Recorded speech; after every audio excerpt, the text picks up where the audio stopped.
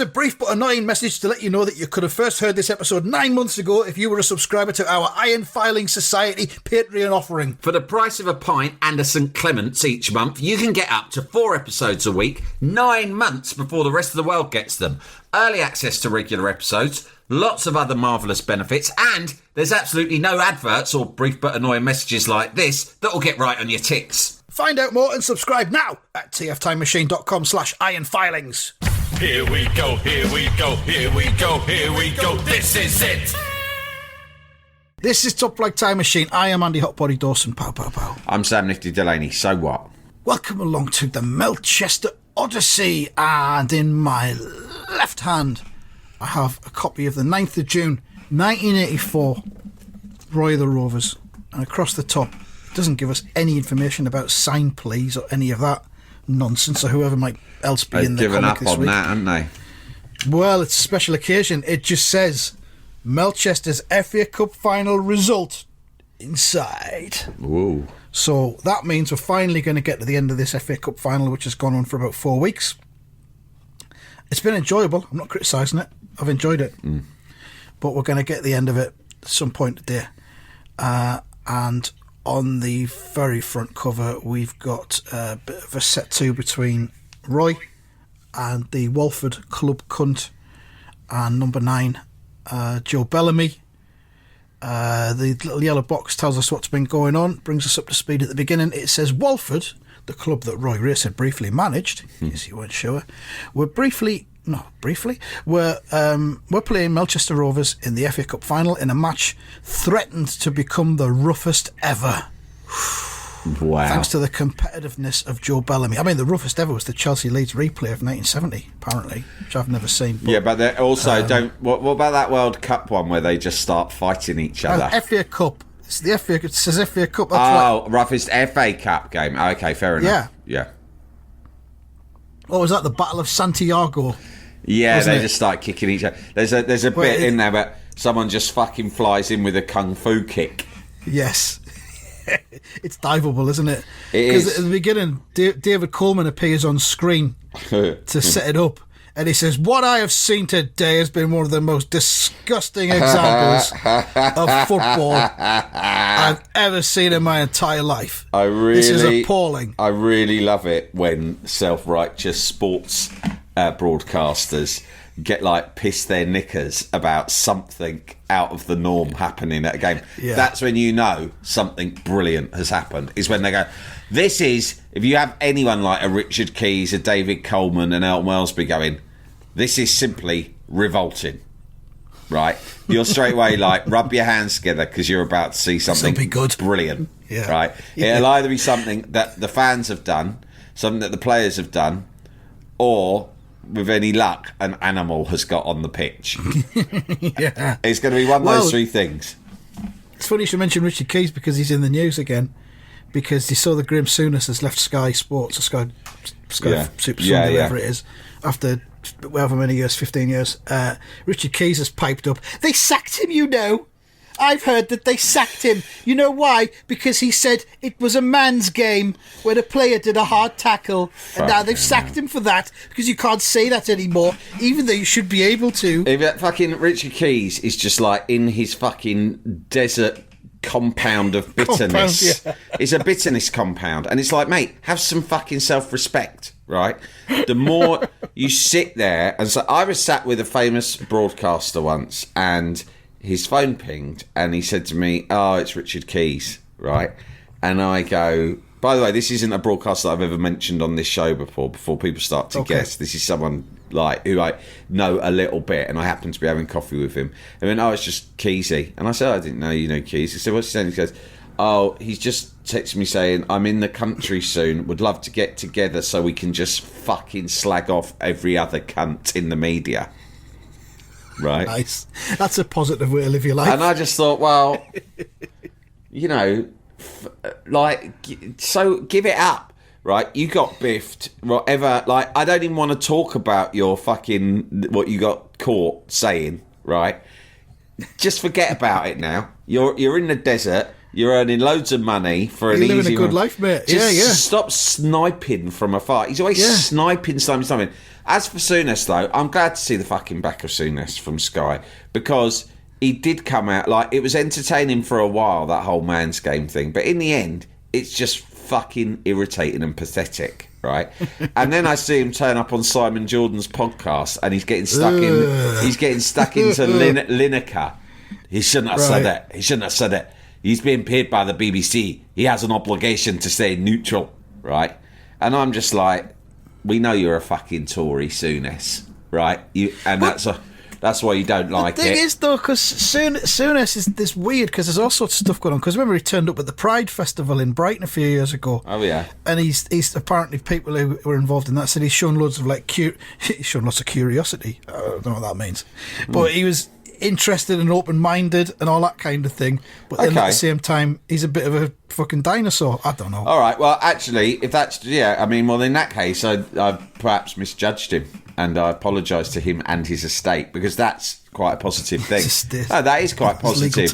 Especially considering the image he likes to put out there. Do you know what I mean? This sort of archaic, hard man image that's just sort of a bit tedious.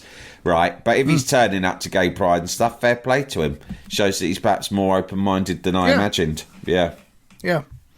And of course, he's an important contributor to this podcast because of, that's good. Good. This is good. I mean, him whenever there's a fight. We have had some good fun with him and Roy appearing together on certain shows. It has been fucking great. So we will miss that, but we've always got the clips on YouTube to look back on those golden confrontations between Roy and Graham. To see who could be the most angry. I mean, there is a risk that they're just removing all anger from television. And whilst on a mental health level, I sort of think, yeah, that's a positive. Anger's toxic. But on sheer entertainment level, I've got to admit, I will miss it. Well, you know, anger's important sometimes. It is, yeah. Just choose your moments. Harness it. Yeah. So, yeah, we've got, where is it? We're playing Melchester Rovers in the FA Cup final in a match that threatened to become the roughest ever. Thanks to the competitiveness of Joe Bellamy, the Walford skipper. At half-time with the teams at 1-1, and of course it left it last week where Bellamy was at the top of the tunnel waiting for Melchester players to come out. And there's a confrontation here. There's a policeman just standing by at the side, just watching, just keeping an eye, just in case it kicks off. But Bellamy's there pointing his finger at Roy. I want a word with you, Rice. I still say you walked out on us. He did. Roy did walk. He's reminding me of Richard Keys here. It's like, listen, Bellamy. Yeah, I did. Over. It's over. Let's get on with it. I still say. Cut the phrase "I still say" out of your fucking lexicon, mate. It's not serving you or anyone else. I stick by it. No one cares what you stick by. It doesn't matter. The fact that you're saying "I stick by" or "I still say" means really that we know already that you still say that, because you never stop fucking going on about it. Fucking hell. I still say you walked out on us, but you're right, and my players are right. Walford are good enough to win this cup without behaving like hooligans. Because Roy had a word with him, hadn't he, in the last issue, and said, let's do this footballingly for the fans. Yeah. Let's not do it like thugs. But Roy says, I agree, Joe. Too bad you're up against the best team in Britain. A big shit-eating grin all over his face. Bellamy unbowed. You've got to beat us first. So here we go. Second half. And it says, and the Rovers took up the challenge. See a nice long shot of the penalty area. What an attack! Walford are reeling. Ooh. They're reeling, says a Melchester fan. Get to that cross, Rob Richards! Shouts another, as a cross indeed does come in the direction of Rob Richards. Turn the page 2 of 4. Continued from front cover. Rob Richards jumps for the cross, but Joe Bellamy beats him to it, and Bellamy shouts, he can try. Rob Richards gives the familiar oomph whenever a player is hurt. Bellamy beat him to it. Now it was Walford's turn to pile on the pressure. We've got a commentator there with one of those big commentator microphones that cover the whole mouth. I love those. I love seeing the commentators with them. I want one of them. I wonder if you can get them on eBay. I wonder if you can podcast through them. Fuck, imagine that. Yeah. Wow. They did used to have them.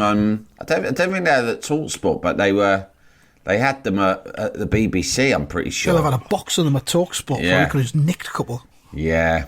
Well, I think my security permissions have now been revoked.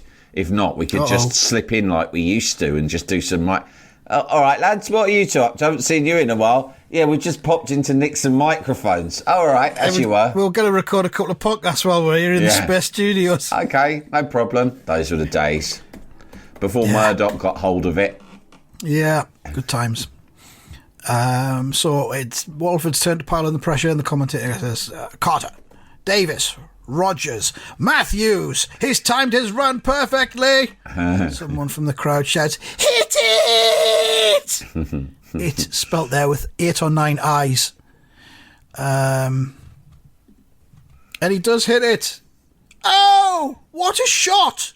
And what a save by Walter Williams! And he has. Walter Williams has overcome his nerves. And he saved a shot from Matthews. Corner to Walford. And then we get a Joe Bellamy line, which I think is T-shirt worthy.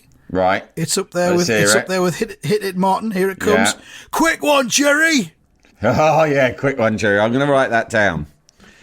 Quick one. Is it Jerry with a G? Jerry with a J. Oh, with a J. Jerry with a J. Like Jerry from The Good Life, not Jerry Francis. Oh, Jerry Seinfeld. Yeah. Okay. Yeah. Keep an eye on our shop. That'll be coming soon. Quick one, Jerry. Oh, you get the double pack, get a hit in Martin and a quick one, Jerry. Yeah. You know.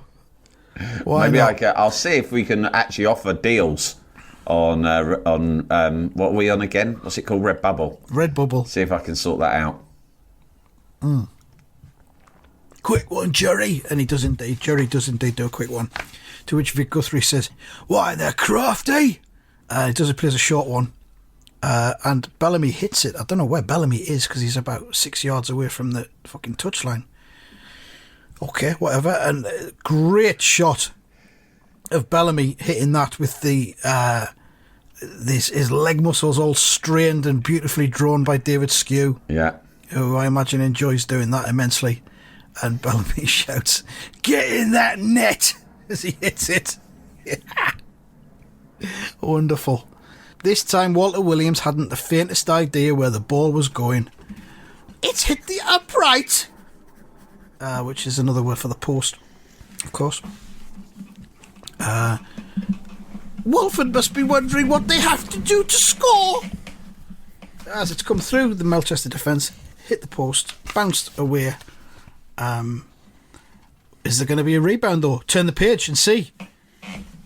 Oomph! Again, a Walford player goes in looking for the rebound, but no. Who is it that snapped up the rebound? It's only Earl Bridger.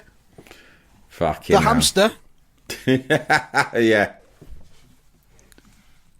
Earl the Hamster Bridger. Earl Bridger was one of 5 Melchester replacements for the most sensational cup final in history, it says. And he's settling in very nicely. He's my new favourite player, I think, Earl Bridger. Yeah. Cool as fuck, isn't he? There he is. Snaps up the rebound. You know what? Infield to Roy. That reminds me of Franz Beckenbauer in his prime. That the way he just steps in. He just steps in elegantly, nicks the ball off the opponent's toe, and launches a counter attack. Yeah, maybe he takes 2 or 3 yards with it at his feet and then picks out a pass. Yeah. I was watching the England-Cameroon 1990 World Cup quarter-final on ITV4 the other day. They were extended highlights of that. Oh, great. Including the warm-up and the build-up, which had Jimmy Greaves rolling in his eyes because John Barnes had been picked again. And what was the other thing? Yeah, because England were playing a sweeper system. Yeah. So he was explaining what a sweeper system was. Greaves he was. Because we didn't know what that was back in 1990. Yeah, Greaves was explaining it. Mark Wright was the sweeper. You can cover the centre halves, but you can also come out with the ball as yes. well and play forward. You with know it. what's interesting about that? I was watching the game. I was at West Ham on Sunday, and I was saying to my mate, "Do you remember when sweepers were this really exotic thing from Italy that all the continental sides played with?" And like, you know, Franco Baresi was like the ultimate sweeper. And it felt like way too alien and sort of exotic for English clubs. You just have two big fucking ugly centre backs like Tony Adams and Terry Butcher, bacon and eggs. Yeah, and then the myth, or like, you know, the legend is that a group of the senior pros led by Lineker came to Bobby Robson after like the game against Ireland and said, "Look, this is shit. The only way we're going to progress in this tournament is if we get a sweeper," and that's why. But anyway, that's open to dispute. Like it's since been denied, and I think that story came out of that, but all played out, which is a great. I think it did, yeah. Great Pete book, Davies, isn't it? Yeah.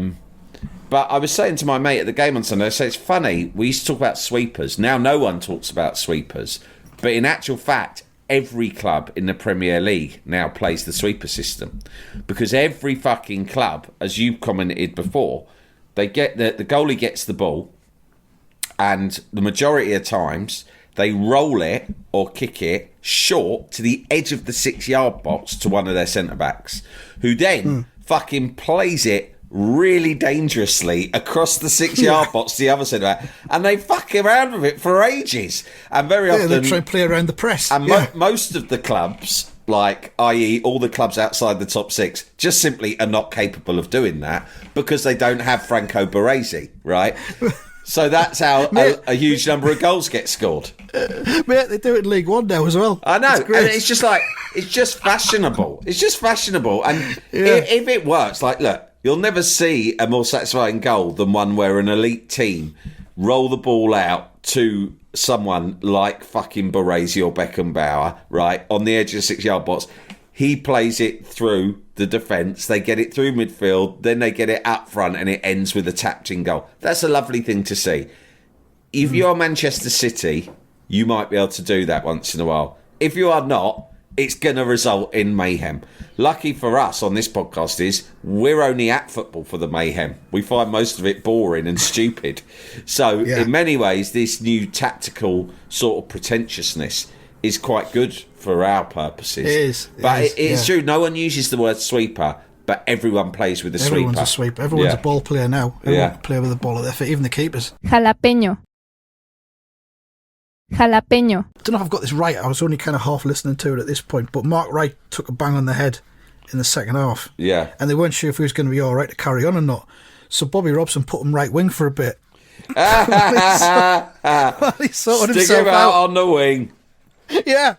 Does that mean Just stand there for a bit? Does that mean he put Chris Waddle centre? But Chris Waddle became the sweeper. I think Paul Parker went across to fill in for Wright, and if it was Waddle on the right hand side, he'll have gone back to right back. Paul Parker, and in the end, they ended up playing Trevor Stephen right back or right wing backs. We had to start playing with wing backs, didn't we? And I think for a while, Trevor Stephen was providing that role for England. Yeah. But I think, if I remember rightly, Andy, Cameroon basically battered us in that game. Yes. And we got 2 penalties. We nicked a couple of pens. Yeah, that's how I remember it. They were just much better than us, and England were like really fucking struggling. And also the other thing you notice when you watch those things is everyone's like, "Oh, Gazza, what a genius!" Gazza just gave the ball away all the time because I've said this before, but Gazza, if you watch any of those games where he was supposed to be like our version of Maradona, what he actually did was a nightmare because he couldn't receive the ball without trying, like a kid in the playground, to do something extravagant with it. So that means 9 times out of 10, he just lost the ball. Yeah. And he does that in that game. Yeah. Anyway, right, where are we? So Errol Bridger plays a great pass out to Roy. Infield to Roy. Great pass. The Walford players are wrong-footed. Not all of them, Racy, shouts Joe Bellamy. Bellamy still talking, competing, fighting to the last, thinks Roy. Fucking hell, what a speech. The two great rivals refuse to yield an inch, and they both go in on the ball here. It's almost homosexual, look at it. Oomph! Come on, Roy. Let's get homosexual. That's next level. I want it. Oh no, you want it. 100,000 people are watching here and millions around the world. Let's do it. Let's give the people what they want. Now get down and suck me off, race. You have fatally misunderstood the dynamic that exists between us. If there's anyone sucking off anyone here, it'll be you on me. And don't rush it. Don't feel panic because everyone's watching. They're not going to switch off. Trust me. Take your time. Nice and slow. Tickle me balls. Love me. Caress me. Don't know what you're talking about. Oh, well, maybe I've misread the situation. And the ball does indeed go free to Neville Jones. The ball's loose and it's nearly all over. They'll have to play extra time. And Neville Jones hits it first time. And it's in. There it is. It's in. Neville. In off the crossbar. Now, Neville Jones... Neville Jones, of course, was spotted in the park by... what's his name? Was it Taffy Morgan? No, it wasn't Taffy Morgan. Wasn't it? Who was the black player who used to be? Mervyn... No, not Mervyn Wallace. Vernon Elliott. Vernon Elliott. Do you remember Vernon Elliott? No one ever explained that he'd retired, but he did. And then Roy one day just bumped into him in the park, and he was like, said, "Oh yeah, this lad's a good lad. You should put him in the team at Melchester." So Roy just did. So and now look at him. They put him in charge of park-based racial minority scouting. You're my A&R man. Think of it that way. Yeah. Can't pay you, sorry, but you know. You're A&R. There's always a free ticket for you. We can arrange. We can come to an arrangement. Like, let's say if this lad gets 100 England caps and 50 goals, perhaps there'll be a bonus in it for you. Hopefully, with any luck, he'll be dead by the time this lad's played 100 times for England. If he does, which is unlikely. We all will be. Yeah, we'll all be dead. So our fucking, the people who fucking come after us, my great-grandkids can handle this debt. No, they won't even be them, because I'll tell you what, the bomb's coming. The bomb's coming from Russia. I'm fucking 18 months max. We're all fucked. Listen, Bellamy, get your kicks while you can. You can continue this feud with me for as long as you want. But me, you, and our fucking dogs will all be dead soon of a Russian bomb. So let's just get our fucking kicks while we can. I've been saying to that Alec Amor, whoever he is that's in charge at the minute, I says, put what you want in the contract in terms of add-ons, because fucking we're all going to die. We're all going up in the mushroom cloud, mate. Enjoy it while you can. I've been developing my own compound in New Zealand, which I hope I will be able to, if we get enough notice. I do have some connections, let's say, at British intelligence, and they often they reckon that they'll get a tip off a good 5 or 6 days before the bomb's fired from their sources inside the Kremlin, and they've got a list of people who they will tip off. They are the Queen, the Duke of Edinburgh, Noel Edmonds, Reginald Bosenkamp, and Selena Scott, and myself. And we will all be flown on a special military plane to New Zealand, where we will all live together in a compound and try and rebuild the human race. Myself and Selena Scott will be in charge of repopulating Earth. They see us, obviously, we are Aryan in our appearance, and that's how they perceive the new race, human race, as being an exact combination of mine and Selena's genes. Now, when you think about it, it's the sensible way forward, isn't it, for humanity? The Queen will be there in a mothering role, giving us advice, cooking us tea, she will dishing be a out mentor. wisdom, helping out with the babysitting, and so on. Edmund, because I foresee that myself and Selena will enjoy a very active social life once the dust has settled, as it were, and everything's resolutely back to normal again. Noel Edmonds will be our pilot and entertainer, doing great work to keep morale up during the dark days. And then Reginald Bosenkamp will be our researcher, journalist, keeping an eye on what's going on above the parapet. I think it's a great plan. Now, I haven't told Penny or the kids. They're not part of the plan. But I can only hope that they'll be gone very, very quickly and suffer Very little. Very little indeed. Anyway, what were you saying, Joe? Blackie, of course, has got a sniff of all this and thinks that I've told Blackie that I've negotiated a space for him on the plane. I'll be honest, Joe, I have lied to him. And not for the first time. I've made some very carefully worded promises, let's say, that are very empty in their substance. Roy, when we're living in New Zealand with the zombies, things will be different, won't they, Roy? Roy, if you're getting Selena Scott, can I have Wincy Willis? Yeah, I'll look into it. I'll look into it for you, Blackie. Roy. She'll be fine. Roy, can we take a football with us, Roy? Yeah, of course we can. Roy, can I take my dog with me, Roy? I'll see about that, yeah. Roy, what if the football goes flat? Can we take an hand pump as well? Yeah, whatever. Yeah, I think we'll have them there. Roy, they play rugby in New Zealand, don't they? I hate rugby. We're not going to have to start playing that, are we? Don't worry, Blackie. Everyone will be dead. Even the All Blacks. Of course, yes, they'll all be dead. Oh, I like them. I like it when they do their scary dance at the start. We can start our own scary dance, Blackie, don't worry. The world is our oyster. Anyway, back to this match. Neville Jones has just won the cup in the last minute with a fucking first time shot off the crossbar. And it's in off the crossbar. Yes! Neville Jones's arms outstretched in celebration. Melchester Rovers 2, Walford Rovers 1. Bellamy saying, come on, Walford, pick yourselves up. Just one goal and we're back in it. They can't have all the luck. We're with you, Joe. One last effort, lads. As the Melchester players to the side of them are celebrating. Over the page 4 of 4. But there's not much time left. Wembley Stadium became a cauldron of non-stop bedlam. That's what we like. Whoa! That's exactly what we're into football for. Cauldrons of non-stop bedlam. I think that's a potential future Twitter bio for Top Flight Time Machine. Yeah. Cauldron of non-stop bedlam. Yeah. Or the name of our next tour. That's next tour. That could be good, yeah. Yeah, so Walford are fucking trying to pepper shots at the Melchester goal. Hooked off the line by Trevor Cassidy, but it's gone straight to Joe. He's got a chance. And then we see some people back at home watching it on TV, and all you can see on the TV screen is Roy sliding in on Joe Bellamy, probably from about 15 yards away. Here I come, cunt, like a fucking... I call this one the torpedo. No, Guess actually, who's the hero again? I call it the Roy pedo. Oh, no, that doesn't sound right. No. No, just call it the torpedo. Call the torpedo, yeah.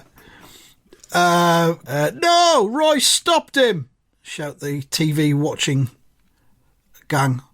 One of them looks a bit like Dominic Littlewood on the far right there, with a little bit of Greg Wallace. Oh, well done, Roy. Why doesn't the ref blow his whistle? What a finish! And then... No, that can't be the whistle. It can't be. I'm afraid it is, Joe. Joe, can't believe it. Joe wanted this to go on forever. But, no, sorry. It's over. Melchester have won it. Rovers have won. We've won the cup. Yahee! Oh, it's Blackie. Yahee! Yahee! I've been saving that noise up for the cup, for winning the cup. I've never said it before. I didn't want to just go with woohoo, because that's what we say all the time. So I've come up with this one, Roy. Yahee! I've been working on it in my garage all week. It's my cup final noise. I've also got it written down on my hand in case I forgot it. Yeah, good. Do you want to say it right? No, I'm all right, thanks. I've got my own noise planned.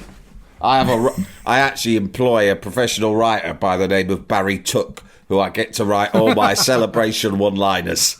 I've got him on retainer. Plus he has tickets to every home game. He never comes. Says he doesn't like football. Makes no odds to me. I don't give a fuck.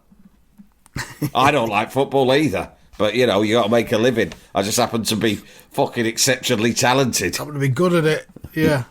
The latest one of those, they're all players I admire. Yeah, those yeah. Who don't like football. David Batty, yeah. Yeah, the latest one is Ben White. Ben White, he thinks he's above at it. Arsenal.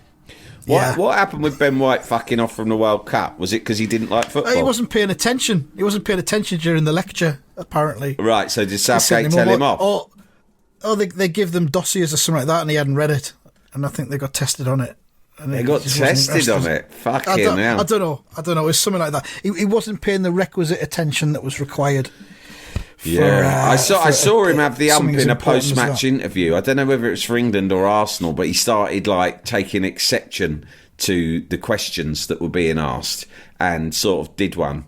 And I thought, we've got a tricky character on our hands here. I think he may become dun dun dun top flight time machine person of interest. We'll keep an eye on him. Yeah. He's on the long list. Yeah. And then we've got what looks like Jimmy Slade going, wahoo! Which, of course, is the traditional celebration. Roy knew that Melchester had been lucky to win. And by this point, Bellamy's down on his haunches. Roy looms over him. I think he's helping him up, shaking his hand. Joe, you just didn't deserve to lose. When we go on our lap of honour, you and your lads have got to come with us. Power play. Yeah. Patting him on the head. Yeah. Bellamy says, we'll see, Roy. Now shove off and get that cup. Just remember that a little bit of it belongs to Walford. No, it doesn't, Joe. It's all ours. That's not how it works, cunt. It's 100% Melchester's. Or, as you could say, 100% Roy Race's. And as Roy's walking away with his back to Joe, he says, I'll remember, Joe. Yeah, whatever. Yeah, nice one, all right. Yeah, brilliant. And then in the next frame, the final one of this issue, Roy is, of course, lifting the cup above his head with the red and yellow ribbons on it. And I've never seen him look happier. It's rare for him to look happy, really, isn't it? Let's be honest. Yeah, it looks weird. Yeah. He looks vulnerable. Yeah. Doesn't he? Childlike. I fucking feel vulnerable at all. I don't like it. I'm delighted and I'm not happy about it. It's fucking confusing.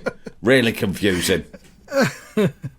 And the fans in the back all shout, hooray!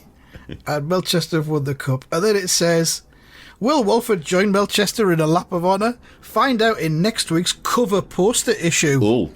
Wow. A cover poster. I'm going to look at that now as soon as we finish this episode. Well, well done, Roy and the lads. A reminder, as we always say to the youngsters listening, that in these days, winning the FA Cup was pretty much bigger than winning the league. I mean, you can't believe how massive it was when you won the FA Cup and how crushing it was if you were the losing team. Now, no one gives a fuck. Even if you get to the final and lose, it's like, oh, well, it's only the FA Cup. No one gives a shit. Yeah. Yeah. But back then, fuck me, it was incredible. It was. So there we go. That's the end of this one. And we'll be back next week with the lap of honour and find out if Joe Bellamy will indeed be doing a fucking conga around Wembley with Roy. So thanks very much for listening and goodbye. Goodbye.